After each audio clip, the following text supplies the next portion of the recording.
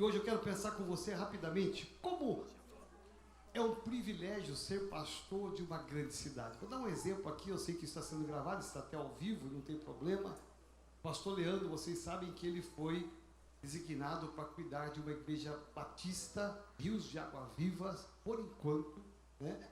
Ele está cuidando lá dessa igreja. E quando ele chegou lá, os pastores da cidade, que é Itapevi, os pastores da cidade já chamaram ele para uma reunião. Por quê? Sabe o que eles falaram? Presta atenção, isso vai acontecer com você também. Chegou aqui em Itapevi um pastor que veio de uma das maiores igrejas de São Paulo. Ele tem algo a oferecer para nós aqui, pastores de uma cidade pequena. Presta atenção. É isso que você tem que entender. Quem cuida de uma célula, quem cuida de um setor, de uma área, numa cidade como São Paulo, quando você for colocado numa igreja, numa cidade pequena, meu irmão, você vai arrebentar. Olha o Israel onde está em Matão. Sabe o que ele fazia aqui na igreja? Manutenção. Arrumar ventilador, arrumar as coisas da igreja, pintar, arrumar as coisas da igreja quando quebram.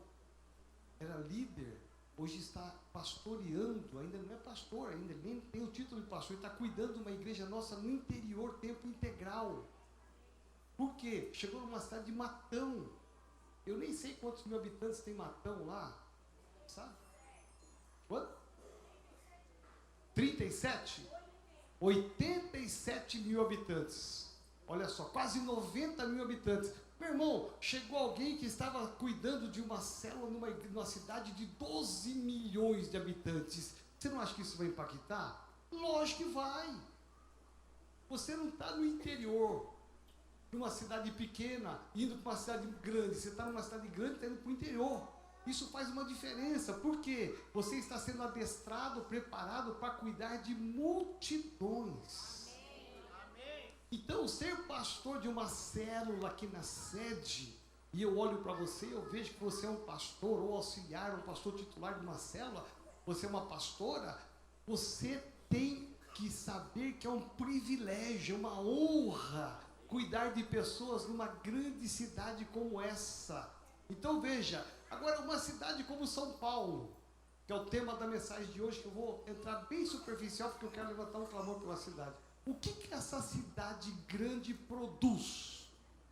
Que tipo de gente ela gera? Então vamos pensar aqui comigo. Acompanhe por um instante. Uma cidade que ninguém tem tempo para nada. As pessoas não têm tempo para a família, não têm tempo para se cuidar do seu corpo, as pessoas não têm tempo para cuidar da vida espiritual, as pessoas não têm tempo para Deus. O que acontece com essas pessoas? Numa cidade que tem pelo menos 4 situações diferentes. Nós temos aqui em São Paulo muitas pessoas, milhares de pessoas com nacionalidades diferentes, culturas diferentes, religiões diferentes, contextos sociais diferentes. Junta tudo isso e dá um pacote de 12 milhões e 200 mil habitantes. Então você imagina o que vai gerar essa cidade. Então você sabe o que tem gerado essa cidade. Essa cidade tem gerado gente doida. Se fosse resumir, é gente doida. Você vai encontrar muitas vezes as pessoas dormindo no metrô, cansadas. Pessoas que passam do ponto de ônibus porque dormiram no ônibus, porque quando iam para casa ou quando voltavam. Pessoas que só são acordadas no ponto final porque o cobrador foi lá te avisar que acabou. Aí você tem que pegar um outro ônibus e voltar. Porque as pessoas estão ficando exaustas, cansadas. As pessoas estão, essa cidade, ela está produzindo pessoas com muitos distúrbios emocionais, distúrbios espirituais, distúrbios físicos. Olha o tanto de pessoas que estão com os mais diversos distúrbios, inclusive espirituais. é nessa cidade que tem as maiores igrejas satânicas. É aqui em São Paulo. Veja os contrastes, os conflitos. Então, quem vem para a igreja, quem vai para a tua célula, você, como pastor da célula, você não pode se enganar achando que vai chegar na tua célula uma pessoa que está com a família arrumada. Porque quem não tem tempo para a família, ele vai chegar com a família desarrumada. Às vezes com 2 casamentos, 3 casamentos, indo para o quarto, ainda quase rachando o quarto. Com os filhos, cada um de um jeito, ninguém não tem unidade na família.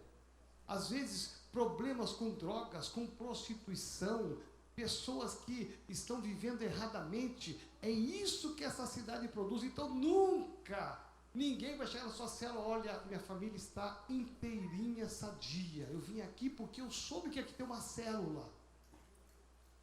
Minha família é uma bênção. Eu vim aqui porque eu estou bem financeiramente, a minha vida financeira é uma bênção. Onde é que eu oferto mesmo? Onde é que eu dizimo mesmo? As pessoas, elas não vão chegar perfeitamente na sua célula. Elas vão chegar com algum tipo de dificuldade e distúrbio.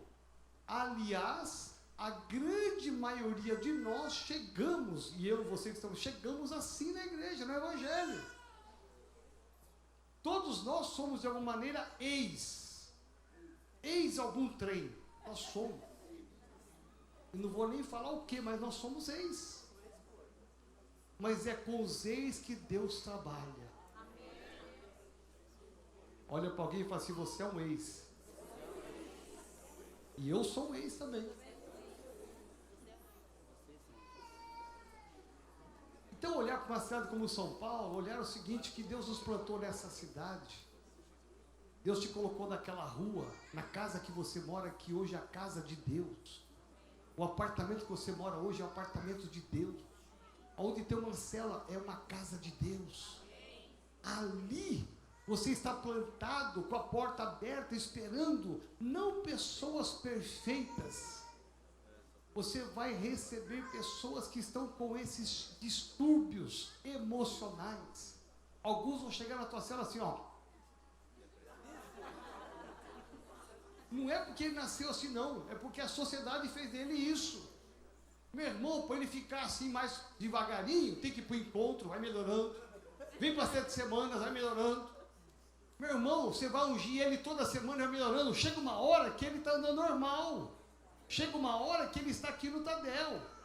Você fala, eu cuidei desse cara aqui, eu era um trem quando ele chegou.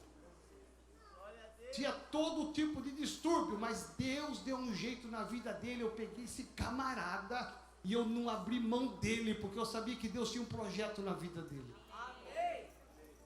Ser pastor de uma grande cidade é você ter a visão de que essa cidade produz esses distúrbios, mas que como pastor de Deus, você pode ser um instrumento nas mãos de Deus na mudança dessa pessoa.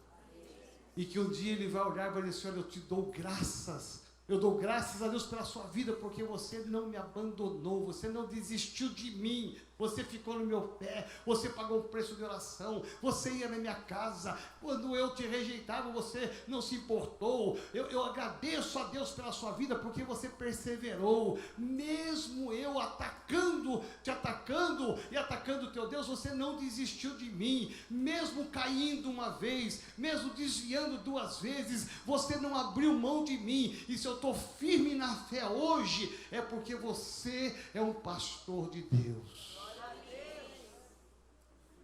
Amém? Amém? Por isso que as pessoas, elas vão procurar o Senhor e devem mesmo. Só que antes de elas procurarem a macumbaria, o espiritismo, as seitas satânicas, as seitas diabólicas, antes de alguém levar para lá e dizer aqui tem uma solução, nós somos chamados a olhar essas pessoas que têm distúrbios e trazer para elas a resposta correta, verdadeira, que é Jesus. Para que essas pessoas encontrem o sentido da sua própria vida. Por isso que olhar para essa cidade, eu falo, quero aqui encerrar minha palavra, 2 coisas apenas. olhar uma cidade que nós somos privilegiados de sermos pastores dela, e você fala pastores com você mesmo. E nós temos que entender que apesar dos distúrbios dessa cidade, Deus está se movendo através da minha vida e da sua vida. Quando a gente vai para o encontro, a gente ouve tanto de homens como de mulheres, como aqui na igreja, a gente ouve os mais diversos testemunhos.